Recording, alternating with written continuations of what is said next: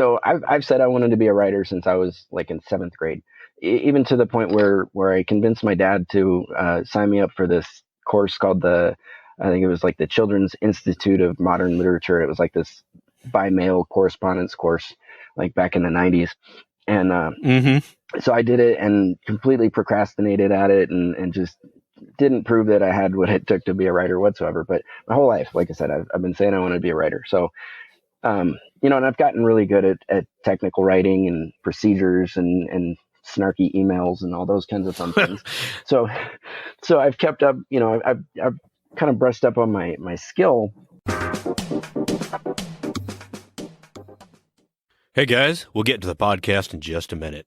However, I am looking for more great guests for the Blue Collar Voices show, and I am planning a road trip across America and including parts of Canada. I'll tell you more about both of these at the end of this podcast. Jason Maldonado has recently published a book about safety titled A Practical Guide to the Safety Profession, The Relentless Pursuit. This book is based on experiences that Jason has had in his career in the safety profession. The actual writing of this book was inspired, almost demanded, by his father. You can also read more of his posts, which come out weekly at relentlesssafety.com. Jason got started in safety by happenstance in the military, became inspired about safety by a coworker/supervisor after leaving the military, and is delving even deeper into safety with training and consulting. Jason also spends a lot of time as an amateur bodybuilder, and if he's like the most of us, he has a lot of varied interests. And Jason, welcome to the Blue Collar Voices show. Well, thanks for having me, John. I'm happy to be here. Well, Jason, it is good to have you. I am enjoying talking to so many people. Not that it's been a whole lot yet, but the people that I am meeting across the United States and Canada and talking with is great. And I'm glad to have you on as well. You're going to be a unique story, a unique aspect, which is safety. And safety is important, but sometimes people don't really like the safety guy because they feel like he impacts and slows things down. Or like used car salesman. So, Jason, we originally connected because, we are both on LinkedIn, and you wrote a book on safety, and I'm not really sure how we wound up connecting, but we were connected, and I started the podcast, and you wrote the book, and you're like, hey, let's do this thing. So I thought that was a great idea. So just since the book is the main focal point and we're going to get into your life and your history, the process of writing the book about safety is a culmination of a lot of things. And first off, I read your book, fantastic book. I read it cover to cover. You have a lot of information in the book. You have a lot of references. This was a well-written book. This is a book that's about safety, but it read very much like a story. It was just a flowing book. I've read a lot in my life, and I don't give out compliments unless they're worth it, but you did a freaking fantastic job on this book, and I commend you for that. Thank you. No, I appreciate that. That was, you mentioned a couple of the things that were some of the primary goals, because safety books just suck for the most part. And I wanted to make one that was entertaining, that was fun, that was even funny, even though that's kind of like heresy to talk about in the safety world. But I wanted it to be real and impactful and something that, people really, really connected with and could see themselves in those situations and see and, go, hey, I've done that, or I've seen that guy, I've met that guy before, and I dealt with him different, maybe, and even if my answers aren't the most right, at least it gets people thinking and talking. And I think that's something that we're severely lacking. Cause like you said, the safety guy walks up and everybody just, puts the guard up and it becomes a really tedious thing rather than just a human interaction, which it should be. So, that was really kind of where it came from. After reading your book, I was thinking about, safety, and just, it really made me think. And one of the questions I had with you is, with your training in safety and your experiences, I was just curious, when you walk in your daily life, whether you're driving in traffic, you're in a store, there's so many things that we do. How many safety violations, how many safety issues do you see every day? Just, does it like wash over you? No, I mean, I think I would go crazier than I am if that's how I lived. And I know a lot of safety people do walk around like perfect example. You go to a ASSP conference, American Society of Safety Professionals, and they have like a ongoing Twitter thing or an app where everybody can chat that's going to the conference. So you got like 5,000 safety people there at one time, which is kind of scary. And the stuff that you see on there is just crazy. Rather than enjoying the time and learning and talking, you get these threads about, oh my God, did you see that window cleaner out on the 30th floor of that building? That's crazy. I can't believe he would do that. Well, the safety conference is here. And like they really know or care. And it's just, I mean, I don't think I could live like that. What I look for is, and I'm not a violations guy. I don't think safety gets done if you look at it in that light. Because if I walk up to you on a job site, this, it being in construction, and say, hey, John, your hard hat's not on. This is a violation. I'm gonna write you up. You might put it on, and you're gonna be angry at me, and you're gonna get the write up. I'm gonna walk away feeling like I accomplished something, and then as soon as I leave, there's no impact. You take it right back off, or you think bad about the safety guy, and every time I come around now, it's a battle. It's a contention, and that's not what it should be about. So I think what I look for are the things that are going to kill people, and if it's something lesser than that, yeah, you need to address it, but it doesn't need to be all alarms and bells and whistles and running and screaming at the top of your lungs. It needs to be kind of targeted and direct and deliberate, really. Okay. And so, using your example about the guy with the hard hat that he wasn't wearing it, how would you just tell me how you would interact with that in the manner that you think would be best? So the way that and this was kind of born out of an experience, and this was something that I don't think I really touched on it much in the book, but when I first got into construction out of the Air Force, I'd done a little bit of safety, but it's dramatically different. In the military, you do it because that's the order, and it's not something you question. In the real world, it's a little squishier than that. And I was sitting with my uncle in Las Vegas, and he's a longtime construction. I think he's a part owner of a company, and he was being a little cynical with me, but he was being pretty direct. And he goes, "Man, what are you going to tell some 30-year-old or 30-year iron worker, that's been around longer than you've been alive at that point?" And I didn't have a good answer for him. I didn't know, so I went into this job kind of scared, and kind of nervous about what I had to offer. So I just got in this sort of defensive habit of walking up to whoever it was, and I would just walk up to him and say, "Hey, what are you working on right now?" And they'd tell me, whatever it was, and I just get to know kind of the job, even if I saw something that was maybe a violation, quote unquote. And once we kind of connected, and they got comfortable talking to me about what they were doing, and I was genuinely interested because I didn't know those trades. Then we could start having a conversation. And a lot of times what I found was that it wasn't actually wrong. It was that I didn't understand the process. And sometimes it was wrong, but by having that connection, I was able to, politely say, "Hey, I understand why you're doing this or why you're not doing this, but in the future, will you wear your hard hat, or will you, tie off a little bit better, because it's important because of X, Y, and Z." And we could talk about it rather than just accuse and blame. And that's been a good strategy for me. I mean, it doesn't work for everybody. There's some people that have a little bit more gruff exterior than others. But when people know that you're real and that you're going to talk to them like a human, they usually respond in kind. I think a lot of that gets back to understanding the importance, because if you're being asked to do something and you're like just being told to do it, you're going to be like, I know what the hell I'm doing. Exactly. One of the things that you talked about was a big container that would have the concrete poured, and it was a lot of rebar tied off. Mm-hmm. And all that happens as you start doing that, it becomes stored energy. And one little piece isn't that big of a deal, but those guys that were working, they had no idea that all that energy stored up was the energy equal to, like a small explosion, if you kind of look at it. Yeah, exactly. Yeah. So it was a rebar caisson. So it's the internal structure, steel support for a roadway pillar. And these things were massive. They were 70 feet by 5.5 feet in diameter. And, it's kind of one of those weird things that you look at and go, how did they not know? Because, number one, they had already built like 6 or 7 of these things. So Right. we knew they could do the job. They were actually really skilled at doing the job. But just the massive weight, if you can imagine, an inch in diameter rebar that's 70 feet long, that thing weighs an ungodly amount of weight, and Mm-hmm. you can't pick it up because it's floppy.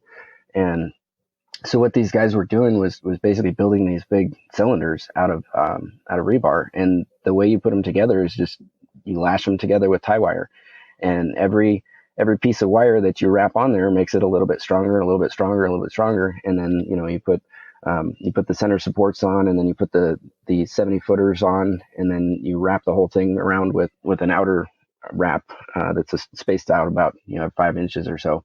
And it's a really complex process. It's hard work, and they had a very detailed procedure for doing it. And for some reason that day, they deviated from the procedure, and they were inside the structure before it was complete, which you can't do. Um, so the foreman was kind of shuttling tools back and forth through this little wedge of an opening at the end. It was kind of like the spoke of a tire, if you can imagine that. And he was crawling through this little hole to hand the guys more wire or give a new pair of pliers or whatever they needed. And I guess he got tired. Nobody knows really. He got tired of going through that little hole and thought, well, there's a bunch of other supports on this thing. I'll just cut this end one off, and then I can walk in freely back and forth. And he cut one wire, and the whole thing kind of fell over on itself, sort of like a slinky when it falls over, and trapped these guys inside. And I actually, just by happenstance, I wasn't on site that day. I would have been, but I had a doctor's appointment, and I got this phone call from my boss, and it was one of those phone calls you dread being a safety person. And he said, hey, we got a serious thing happening. I'm going to send you some pictures. I need you to do the corporate write-up, because we had, an hour to send the notification to corporate. So in my mind, and he didn't tell me more than that. So in my mind, it was either, somebody really, really hurt or somebody had died. And thankfully, these guys didn't. But the only reason they didn't die was because there was a crane sitting behind them, and he heard the operator heard the commotion and looked and turned around and boomed his crane around and sort of took the pressure off and let those guys breathe a little bit. But because it was so unstable and so, like I said, so floppy, he couldn't really, he couldn't make a hole for them to crawl out of, and they weren't in any shape to do that anyway. So each guy had to be individually cut out by the rescue team, and it was just an excruciating long procedure, and just really impactful for everybody. And I remember walking around after it had all happened, after it was all over, and just kind of like looking at this rubble, this massive pile of scrap now, thinking, well, how did this happen? And that was kind of an eye opener to me, because the how was very important. We wanted to know exactly what went down and why, but the behavior of that one guy wasn't the only thing. That may have triggered the event, but I think so many times people get wrapped up in just that stupid thing that somebody did, that they stop and they stop looking at anything beyond it. So that really got me to start questioning the system, and questioning, what was driving those guys. Like you said, did they even recognize the risk? Did they understand that it was that dangerous?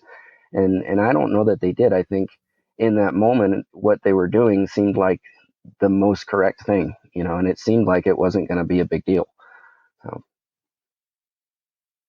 It's just thinking about one wire. You'd think that you have all those other places tied down. How could that one little thing have made that difference? Yeah.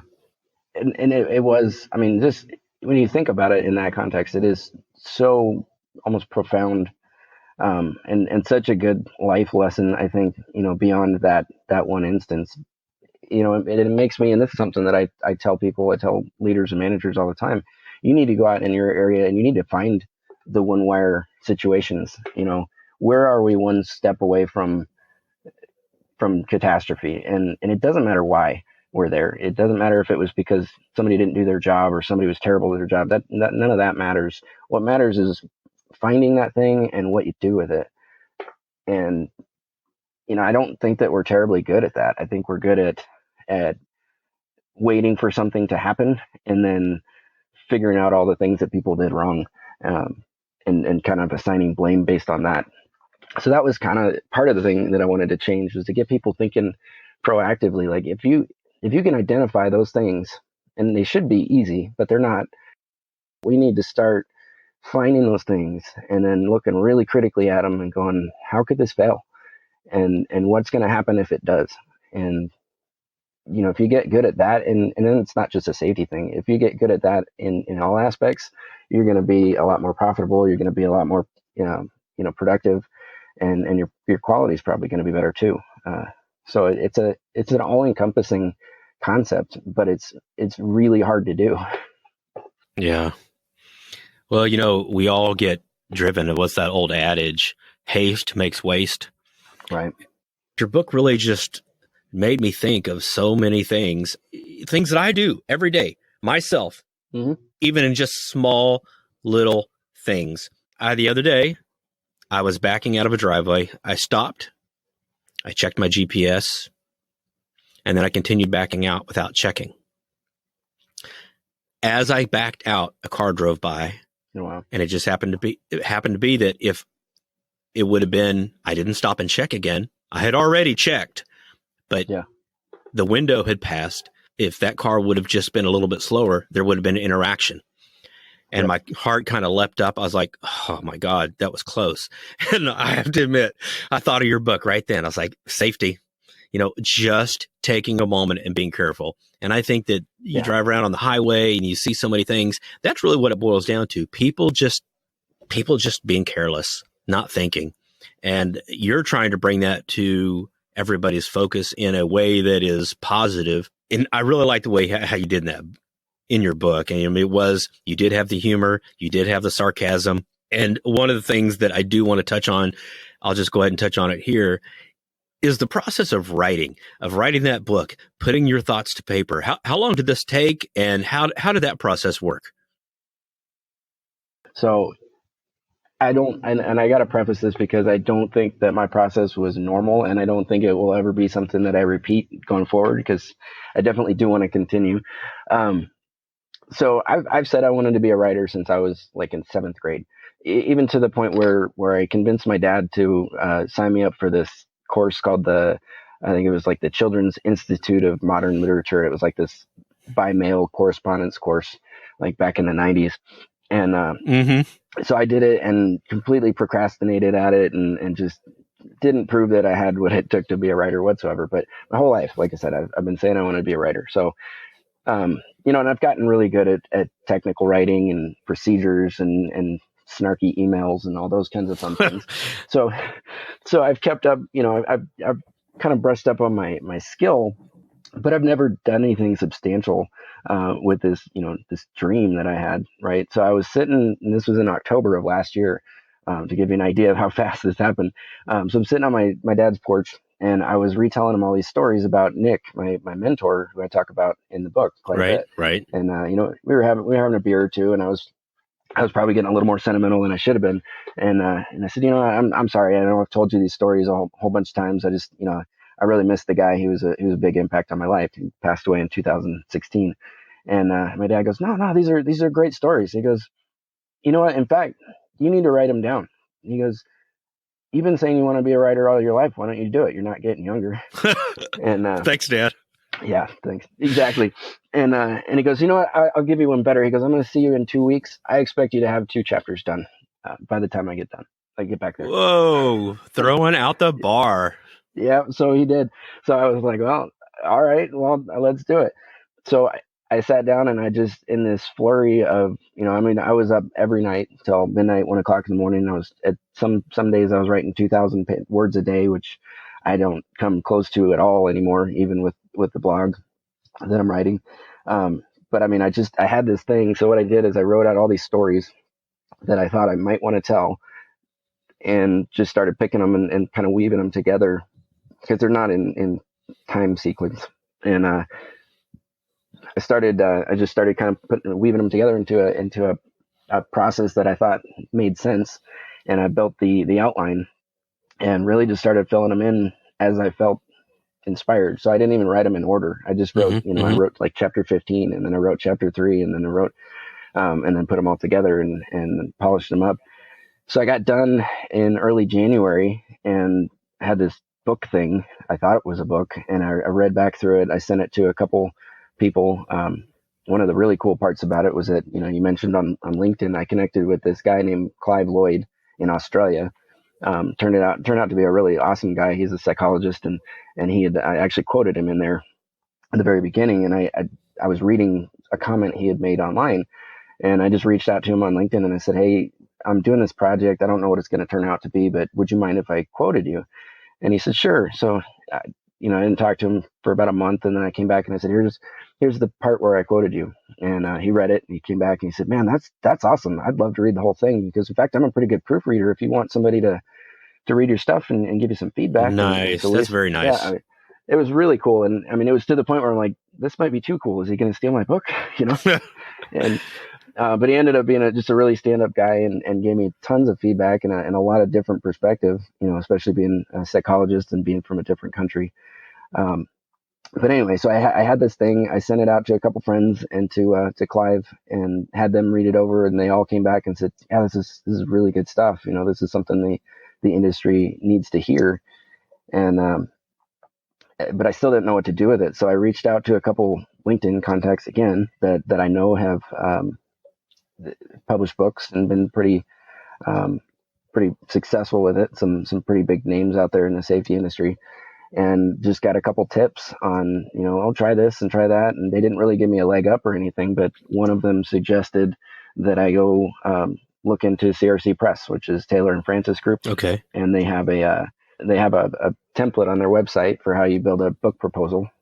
And I actually spent almost more time on the proposal than I did on the book itself. Uh, but you basically just put a business case together and tell them what it's about. And I sold it kind of on the premise that it was, like a novel. It's a safety book, or a management book with safety stuff in it. And, it's unlike anything they'd ever read before, and a little bit irreverent, but it's, it's now, and it's pertinent, and it's something that we need to get better at. So that's kind of how it came about. I got the contract in April, and it printed last month. So. Did they provide any, did they say, we recommend this, or we want you to do this, or was it they just accepted the book as you wrote it? There was a little bit. There was, it was very, very minimal. So the process went that I actually got to select part of the review committee. So I selected 4, and then they selected an indeterminate number. And that took about a month. And they came back. It was all positive stuff. It was, yeah, this is really good stuff. He has the experience to write it, all those types of things. There was a couple things that they wanted clarity on. So I think I renamed the subtitle to part 1. I added a little detail to that. I added a couple more figures and, the drawing of the rebar cage. But really it was just, hey, we didn't quite understand the description. Could you give us a picture, kind of thing? But I mean, overwhelmingly, really, really positive support. I mean, just kind of shockingly positive, which is, I think that's been the good story about all this, because when I wrote it, I thought, this is going to blacklist me from the safety community, and I'm never going to work again. But what I'm finding is that there's a lot of people out there that have felt the way that I've felt, and feel like, we need to bring back the people aspect of it. And they just don't know how to voice that opinion. And I think this is helping people have a bigger voice in that regard. Now that's awesome. Now, do you think this will have an impact, like at the next safety conference? Do you think that people will be seeking you out? It's going to kind of give you a little bit of notoriety. It could. I'm not sure. I'm not sure if we're there yet. I mean, obviously that's the hope, but so it's in review right now with the ASSP publications group to see if they want to list it on their roster of books that they sell. It's being reviewed by a group called ASQ and a couple others. So, depending on what they say, if they come back and say, no, this is trash and you should never read it, that might have a negative impact, but it could also have a good one. I think, the next course is just really the advertising and the add-ons and the things that I want to do in conjunction with this, because I do want to offer, you read the this second section where it talks about the stupid tools. So I want to offer, training courses and seminars and things like that based on those tools, so that I can kind of share that message. Cause that, for me, that's what's the important part is helping other people out, come to learn some of the lessons that I have without having to do it the hard way. But yeah, I think if it does take off, it definitely could be something that, people are coming and asking about. And, I've got a couple proposals in to speak at a couple of those conferences. So if they come back and give me those opportunities, then it's definitely possible, I think. That's cool. With obviously your book is just a freaking small subset of stories that you have that you could talk about. Mm-hmm. You get on stage, you're interweaving all of this. You got new stories, you're entertaining, but you're providing true introspective and insight. I think it's just going to be, it just takes it away from something that could be so dry and boring and task oriented to, well, like what you're talking about with the people. And man, I tell you what, I love people. I love talking with people. I love interacting with people. And that's really where it's at. I mean, it is freaking awesome. And I wasn't always like that. I have to admit. Yeah, I wasn't either, which is surprising for a safety guy. I was afraid of people. One of the things I was curious about was, you talked about your relationship with Nick, and, that was a good relationship, and he sounds like a really cool dude. But the relationships that you make with not only the people like on the job site, the workers, the managers, and then the other safety people, would you regard your ability to have a relationship that's in positive mode better or worse than the average person in the safety industry? Ooh, that's a loaded question there. I know. Yeah, right. I think I surprise other safety people, because if and not all of them are like this. Like, there's some great people out there doing some great things. So I don't want to sound like, I'm the greatest, bestest ever, because I'm not. But, just the little things, like I said, walking up to people and saying, hey man, what are you working on? Show me how to do that. I don't, that's really cool. I don't know how to do that. You get a lot of mileage from those types of things. Your typical safety cop, who's the other end of the spectrum, is going to run around and, hey, put your glasses on. Hey, why do you not care about safety? Why are you doing it this way? Why are you violating that procedure? Those guys, they get things done when they're sitting there, on the work site or on the floor. But as soon as they walk away, the motivation is gone to comply, because you treated somebody like a child, and that's not what it's about. And I think that the difference is, I don't see people as going out and maliciously trying to violate rules or do things wrong. I see people trying to get through their day. We're task oriented. Right. So if you're given a job to go, put up some framing, and you hammer in a nail and you go out there and start working on it, you're not thinking about analyzing risk or am I wearing my PPE properly? You're thinking about completing the task. So what comes back to, did we as safety and management and leadership, did we give you the tools and knowledge not only to complete that task, but to do it safely?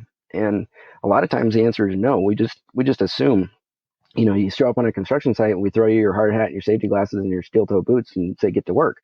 That's not training. That's not understanding of the hazards. Right. That's just kind of a CYA for the company.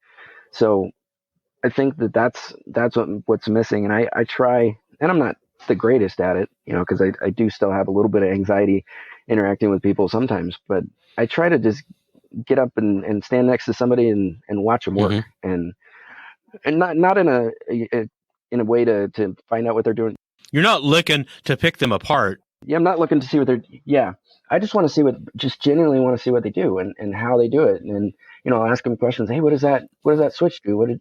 What did that just? I just saw you change the motor over, and now it's doing something else. Why did you do that? And what I find is that they open up, and they get, the people that enjoy their jobs are really proud to tell you about what they do and how talented they are at doing it. And I think that's kind of my secret, is that you just find out about the job, find out about the person, and that makes a world of difference. It turns you into a real person too. You're not just the safety guy coming up to see what's wrong, And I think the difference in that, if you like in my current role, when I showed up, nobody said anything to me, and they all, you have your name on your shirt, so they know who you are. Right. Now when I walk down the hallway, they're like, "Hey Jay, what's up? How's it going?" So I think that tells a lot. It's a little thing, but it makes a difference. It's like rather than having an eye towards process improvement, you have an eye of understanding everything, but your real goal is safety. Yeah. And I would speculate that you've probably seen where processes could be improved and that you've probably helped people, even though that's not your quote niche. Yeah. I've dabbled in that a little bit. But I tend to make friends with those people, the process improvement and, Six Sigma type lean manufacturing.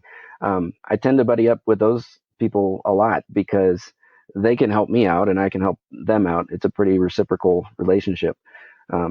So yeah, I have kind of developed an eye for that. And it really, the motivation behind it is doing the right thing for the people, because if you're out there every single day and there's just, it's not even a hazard, but it's just one nagging thing that just doesn't work right. And I don't have a good example. That's okay. But a piece of your machinery just doesn't work the way it should, or it's clunky, or it's just, I got to take 4 extra steps when I should only have to take 2.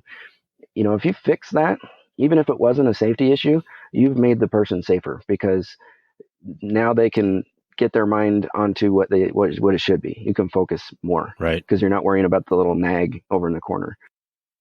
Well, one of the things, and I'm going to come back to this a little bit, is looking at the mindset of the average person like you that is involved in safety. That's maybe also loaded. Would you say that the average person in your industry is motivated mostly by safety, or do they have a little bit of an authoritarian bent that they're able to exercise, or is it maybe a combination of both? No, and I may be way off base here, but I think there's complete black and white to that question. I think there's people like me who want to do it because it's the right thing to do, and I think there's people that are only interested in legal liability and what OSHA says, and doing it because the company is going to get fined. They're 2 totally different motivations, and you have to do both of those things. I mean, you have to comply with OSHA because OSHA is the law. But if you try to use that as the motivation to get a person to do something, you're so far off base that you're probably not going to be very successful. Because if you think about it, and I can just throw out some really, really rough numbers, but of all the millions and millions of businesses that there are in the world, they just came out with a list of the preliminary list of the top 10 citations that OSHA's given out in 2019. And the total, and this is still a big number, but if you put it in statistical context, it's not. They've only cited about 86,000 times out of all the millions and millions of businesses. So it's not even a good business proposal to say that we should do this because OSHA says so, because the chances of getting the big bad OSHA fine are so low. It's ridiculous. And that's not to say that we shouldn't do those things. We need to do them, but we need to do them for the right reasons, and we need to communicate those right reasons to the people. Hey, we're putting in this new guard, or, we're rewiring this system to make it explosion proof because we don't want you to blow up, not because OSHA said so, and it's, yeah. You touched on that in the book about how OSHA, at least this is my perspective, that OSHA is like the bare minimum. Yeah. That if you're, if all you're doing is safety according to OSHA standards, that's not enough. So if you're a company that, let's say you have very proactive safety measures, you're trying to do all these things in general, you're exceeding OSHA requirements, you have a list of, it's just somebody evaluates the way the company approaches safety, and it's just like, wow, this is amazing. And an incident does occur, OSHA is going to take that big picture where they look and see everything that the company's doing, look at that as like, wow, that's something we need to address moving forward, but it's kind of an anomaly. You're already so far ahead of what we would normally require that there would not be a penalty assessed at that point. I think there probably would be a penalty. Just in my experience, that's usually how it goes. I think they would take, and from my experience, if you have a good program and you do things in good faith and you're mostly doing it right, they're going to take that into account. And I've seen that on various inspections. It is kind of what it is at the point where, and I think it's warranted. If you have a fatality at your facility because of something that the facility didn't address, then somebody should probably be held accountable for that. To what degree they take it legally, I think it depends on a lot of things. It depends on the inspector. It depends on the region they're in. It depends on how much the company pays for a defense lawyer, all those types of things. I think at least, and I mentioned there's a really terrible OSHA inspector in the book, and by no means are all of them like that. But, if you get a guy like that, and you're probably going to have a bad day. But for the most part, the ones that I've dealt with are pretty reasonable people. They want the same things that we do. They want to keep people safe, and they just have a different way of doing it. And that unfortunately means that you're going to have a citation imposed, and you're going to have to deal with that. But like I said, if that's why you have to do those things. And if you're not doing them, then that's right. It is the law. You should be held accountable. You talked about the different types of people that are involved in safety. Some are very legalistic. Some care more about the safety processes, and they care about people. Yeah. And you're one of those that really outreach to others, and you want to make sure that people are safe because they're safe. Mm-hmm. Obviously, when you were 5 years old, you weren't dreaming of being a safety guy. How did safety become your passion? So, I mean, really, really kind of by accident. If that's not the right way to put it, is talking about safety. But so I was in the Air Force, and I was a munition system technician, and my specialty was missiles, and I ended up kind of progressing through the leadership ranks pretty quickly, and got saddled with what I thought at the time were some side duties to do safety programs like lockout, tagout, and HAZCOM, and even some environmental stuff with chemicals and disposal and things like that. So I had no idea what any of it meant. I had no idea how to do it. There was a bookshelf on the wall. My boss said, "Hey, those are your programs now. Figure them out." and so I got into it. I dug in pretty deep. And again, this was the military side of it, so it was a little different. We still had to uphold all the EPA and OSHA rules, but there was no questioning it. It was just if that was the rule, you had to do it, and we made it happen. So from there, I transitioned into the actual safety and training office, and I actually did more training than I did safety for about the last 2.5, 3 years that I was in.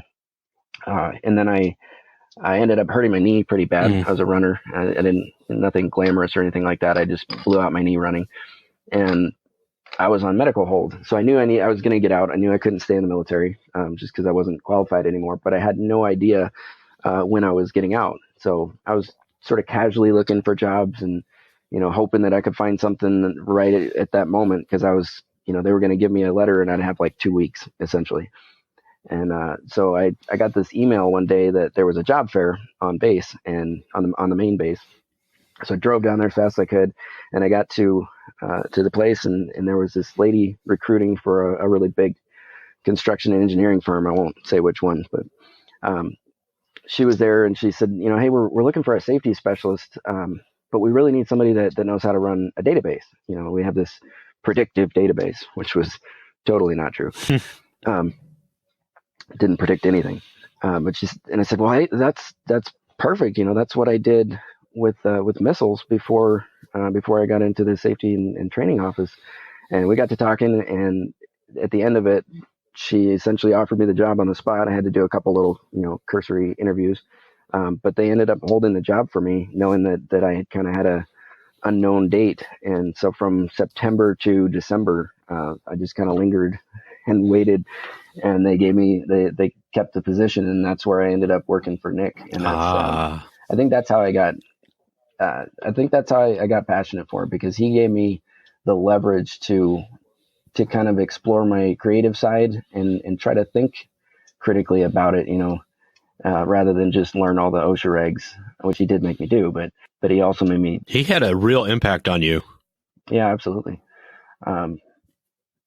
Because I think, and there were so many conversations and so many things that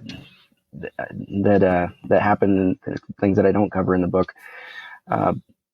but I don't think I'd ever seen anybody or met anybody that was as passionate about something as he was. And that just kind of, not only passionate, but the leadership aspect of it. And if I do write a second book, this part will be in there. He showed up the first day on site and brought the team together, and he said, guys, you're my team. Whatever happens out on that site, whatever calls you make, I'm going to back you up, even if you're wrong.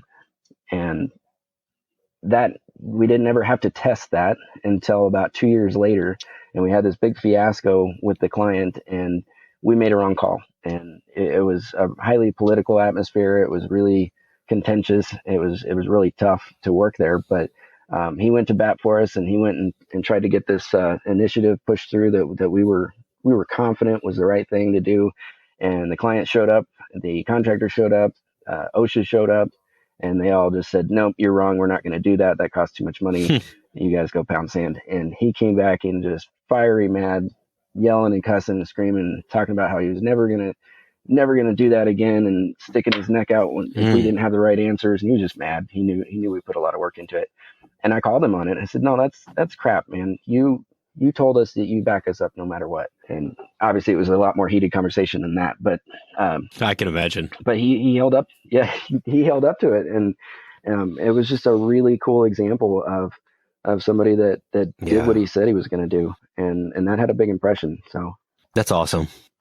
Well, that's basically, to summarize, Nick fired up that passion in you. Yeah, I think so. That's cool. And you touched in that story and how you related all of that. And you kind of touched on, maybe we'll call it office politics. And in one of a snippet from your book says, I could go on for pages about how office politics threatened to trump worker safety. Tell me a little bit about that.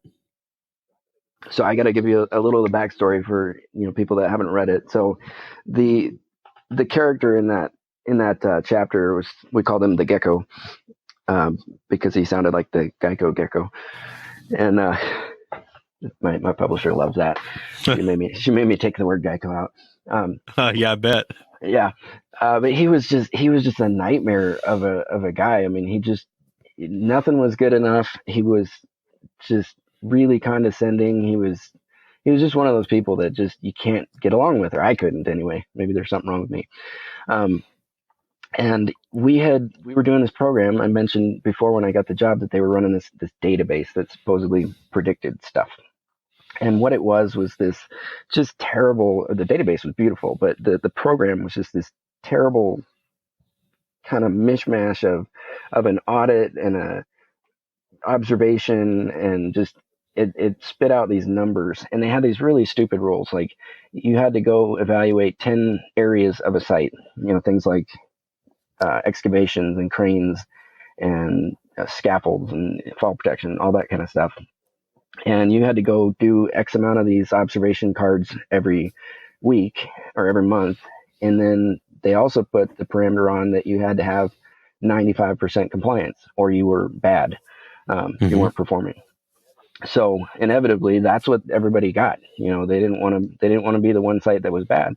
And I remember going out on site with the project manager, and one of the categories was housekeeping. And he's looking around and he goes, what was our compliance percentage on housekeeping last month? And I said, it was 98%, man.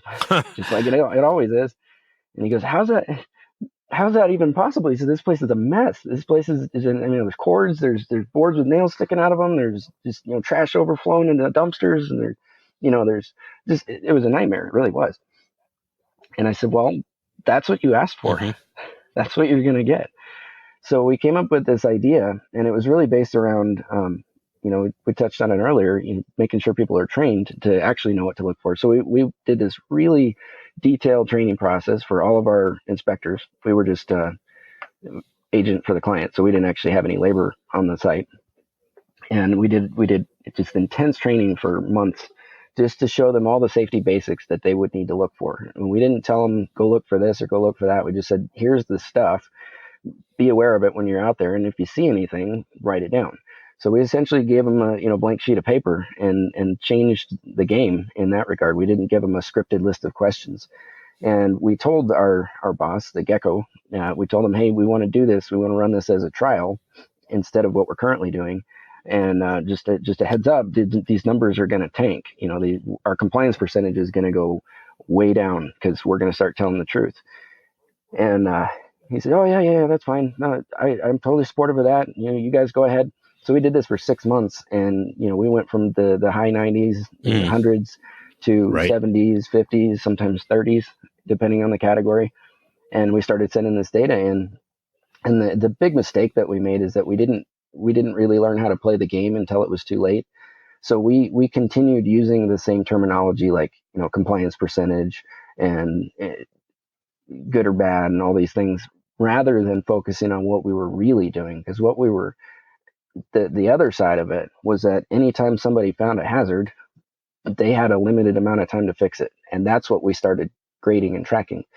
So if you were to go out on site and find a broken handrail on a scaffold or a temporary handrail, something like that, you had to go get it fixed. And like I said, we didn't have labor. So you had to go find the carpenter and say, hey, I need this done right now. And if you couldn't do that, then you had to channel it up the chain and, get it addressed so that it was no longer there.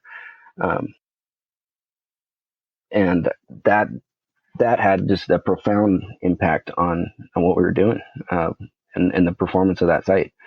So when it all came to a head, they actually brought in all the guys from London, and we had this big inquisition about why we were screwing up and why we were so bad. They listened to us, they heard our story, and when it turned out, the Gecko had never alerted anybody to the fact that we were going to change the game. So he just kind of played dumb every time that there was a bad statistic sent in, and that's why we got in all the trouble that we did. So like I said, they came down to basically to run us off site, and thankfully we were able to tell the story that it wasn't now about how much was compliant or not compliant. It was about what we were doing. It was about the action that we were taking on the site. And one of the coolest things that I think has ever happened in my career, after about a year of that project, maybe a year and a half of that activity, this guy that I'd never met before walked up to me and he said, hey, Jason, I just wanted to shake your hand. And I said, oh, okay, well, thanks. Why? And he said, man, I've been working around here for 25 years, and this is the safest job that I've ever worked on. I just wanted to thank you for everything that you do. And that was just really cool. I mean, like I said, I didn't even know the guy. And I don't know why he knew me, because I was in the office a lot of the time at that point. But that was rewarding. And I think that was one of the first glimpses that I got of what it meant to have an impact. It's not about a number of compliance percentage. It's about, are you making a difference in people's lives? And for me, I have to, every time we do something on any site, I have to ask myself, is this going to make people safer? And if it's not, it's a waste of time, and we shouldn't be doing it. Well, I wonder, based on that guy's reaction and what he said to you and being very appreciative, I wonder how many people run around working on sites. They know they're unsafe, but it gets back to, if they make waves, they may not be around much longer. Yeah. And so you're kind of like what's the word? Like an advocate on their behalf. Yeah. In fact, we had a conversation like that yesterday. I brought in a trainer to do some just really cool kind of cutting edge body mechanics and ergonomics training. And we had a mix of people in there. We had some supervisors, we had a couple managers, and we had a couple mechanics sitting in there. And one of the mechanics brought up the point. He said, man, this stuff is so cool, and I can see why it'll keep me from hurting when I'm doing my job. But man, I just feel like I'm pressured sometimes to get it done. And, the bosses are coming in. And I think that was eye opening both for him and for the supervisors and managers that were sitting in there, because all the supervisors turned their head and said, that's not true, which was cool. Because they do believe that. And they said, no, you're not pressured to do anything that's going to hurt you. And if you're feeling that way, you need to say something. And he goes, oh, really? I didn't know I could. So absolutely. If you need to slow down a minute, you're actually going to do it faster if you do it, this proper way or whatever it was. So it was a good reminder that we're not all on the same level, and that's not a knock against anybody. It's just a statement of reality. at different levels of an organization, you see things differently. Yeah. And even if you take it from a hardcore business perspective, you being safe and not being injured saves us money. Mm-hmm.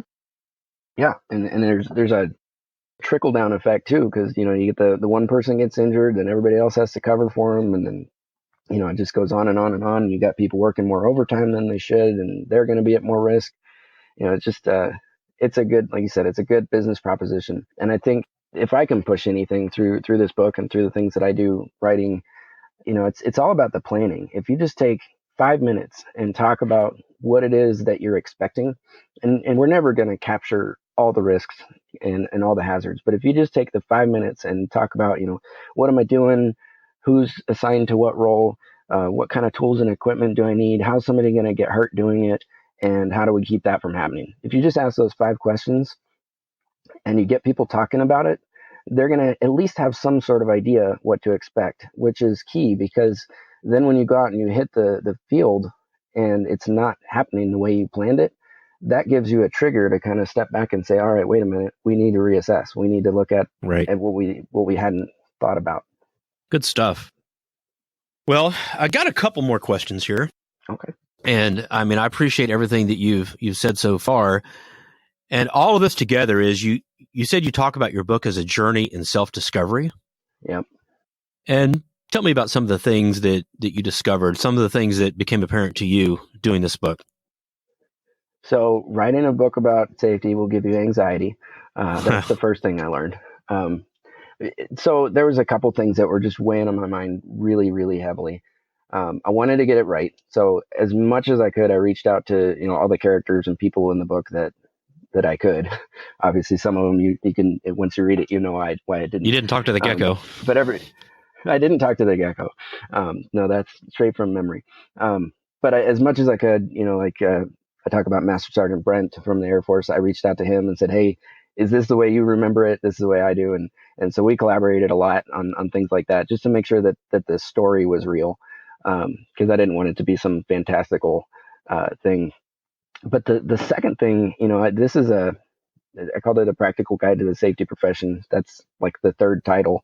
Once we started working through the things, it was really, I didn't know where it was going at the beginning. I didn't know if it was going to be a book about how a manager should support safety, or how a safety professional should be a safety professional. And when it ended up being that, I started really digging into, how much impact can we have singularly? And that part was the biggest discovery. And I'll put it this way. So I had a job interview where I was actually telling the story about that, the program that we talked about earlier, where we were, eliminating hazards. And I was showing them all the data, showing them all the study that we did and how much impact we actually had on that site. And the guy that was interviewing said, man, this is great. This is what this place needs. Can you do it again? And I said, absolutely. Just confident being in an interview. And as I've progressed through the years, I think that answer was absolutely wrong. I don't think I can do it again. Actually, I know I can't do it again, because it wasn't me. It was, it was Nick. It was the project manager standing up and saying, this is my program. So I think the discovery, the self-discovery, the journey part of it has been to understand really that the safety professional's role is really just a consultant. We're there to write the scripts and to give you the lines to say, but we can't do it. And when we start crossing over into the we're going to do it territory, that's where we become cops again. And we become, the people that are just slapping you with OSHA regulations. And, I think that's a big shift for the industry, because traditionally, you go to just about any work site, any factory, any construction site, whatever, safety is safety's job, regardless of what they say. So, if it has a safety title to it or a safety context, oh, that's safety's problem. So every nick and cut and scrape gets a Band-Aid from safety, and that doesn't work. It doesn't put the onus where it needs to be, which is on the leaders of the organization. So, if you work for me, I'm your supervisor, and you get hurt, my answer shouldn't be go see safety. It should be, all right, I'm going to take care of you. Let's get this. Let's go see what we got. if I need to bring safety in as a resource because maybe they have more first aid training or their EMTs or whatever, then we can. But that first point of contact, that care has to be from the leader that is responsible. So I think that was the big discovery for me, is that a lot of the stuff in here, and I think I get to it in the third section, where I talk about, from here on out, you can't do this alone. Mm-hmm. You're going to have to get buy-in. You're going to have to get other people to jump on the boat with you. And I think that is something that we're missing a lot. We go out there thinking that we're the gods of safety, and we're really not. We're people that were fortunate enough to memorize some regulations, It's kind of like a catalyst for affecting change. Yeah. That's good. I like that. It's important to think about all these things, and it's being attentive. Everything you've talked about, that's important. No, I appreciate it. You've gotten me to think about some aspects of it that I didn't even really, had never occurred to me. So it's been fun talking about it. That's awesome. So a couple of more things. Yeah. The first thing is, what's up with the zombie reference you made on LinkedIn? I didn't remember anything about zombies in the book. I searched for zombies, but then I see there's this post about a shovel in a car and zombies. Okay, so there's this, if you recall the Francis saga. So in the book, and of course his real name wasn't Francis. I'm not going to reuse his real name, but there was this guy that was just a nightmare to deal with. And the funny part about it was I was doing technical writing for this particular site. So I sat in an office for like 18 months and just wrote stuff. And the process then became that I would have to send it to all the managers for approval. And most of them were pretty reasonable. They weren't supposed to correct your grammar, but they did anyway. But that was just annoying. But this guy was just so nitpicky and so pedantic about everything that he wanted in a procedure. I mean, he wanted you to spell every nth detail, and he wasn't a safety guy, so he was just like winging it, making stuff up, and it was just ridiculous. So myself and the technical editor were just so frustrated by this guy because the process was supposed to take 7 days. Like, I would write a procedure, she would issue it to them, they had 7 days to review it, and then it had to come back, and that was supposed to be the end, but it ended up being just this back and forth, and it just nonstop, and it took us forever. So, and this probably wasn't the best use of time, I'll be honest, but we would sit and write the responses to his comments that we actually wanted to send, Mm-hmm. and we never sent them, obviously. But so I'll read you the part, and it's really obscure, so I'm surprised they let me put it in the index. But there's a chart in here where we're responding to one of his comments on a vehicle safety procedure. And his comment was, "This paragraph indicates that all operators are to check safety equipment in its place and conforms to this standard. The only requirement in this document is that a fire extinguisher be in the vehicle. Are there other requirements for first aid kit, flares, warning devices, jacks, shovels, etc.? If so, there should be a list of these requirements in this section so that other related documents don't need to be searched for compliance with this procedure." So the response, I'm sure I wrote something that was, nice and polite, but the response that I wanted to write was, "Required safety equipment is listed in Appendix 2. Shovels will not be required until such time as management decides that all personnel are responsible for digging foxholes.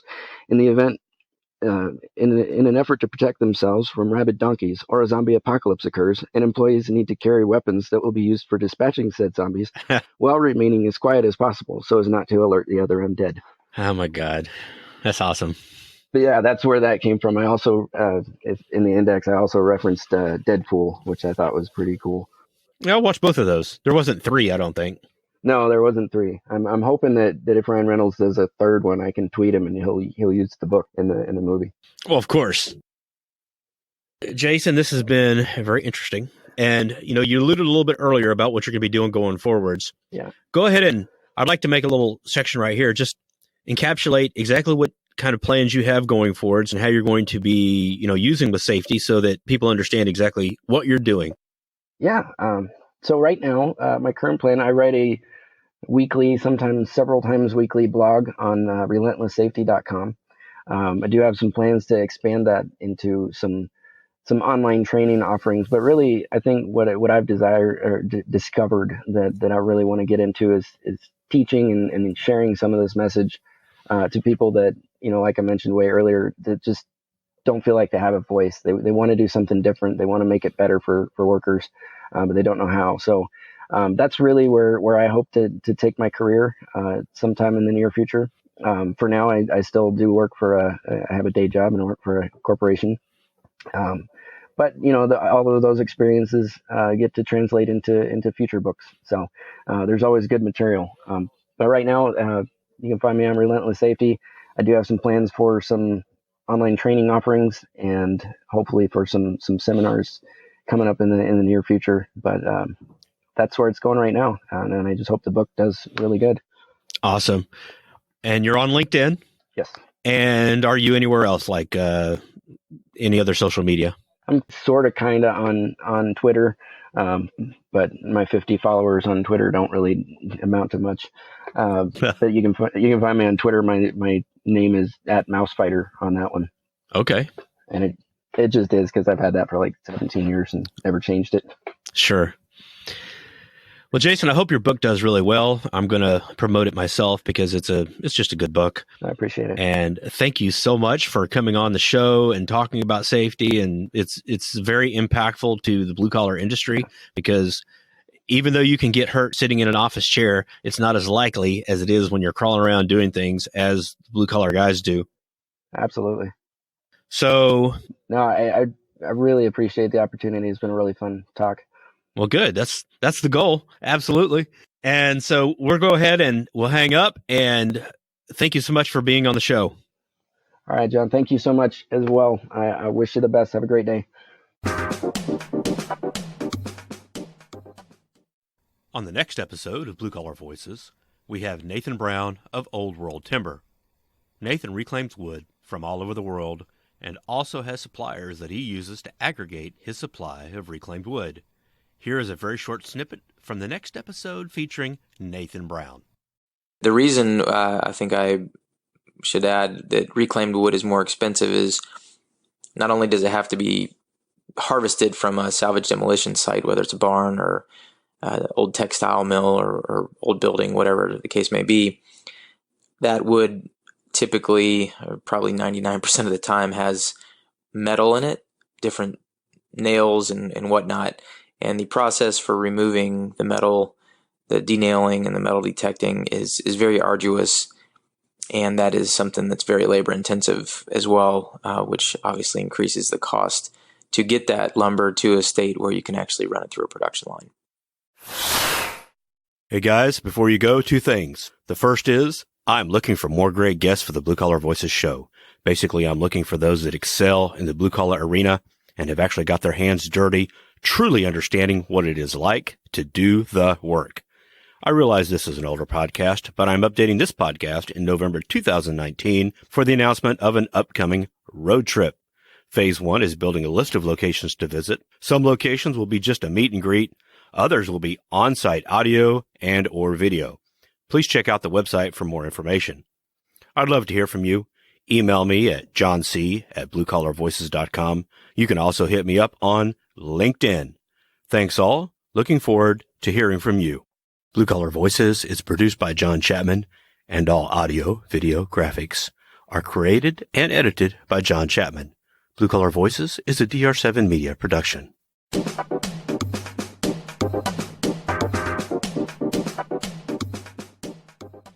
I'll be back.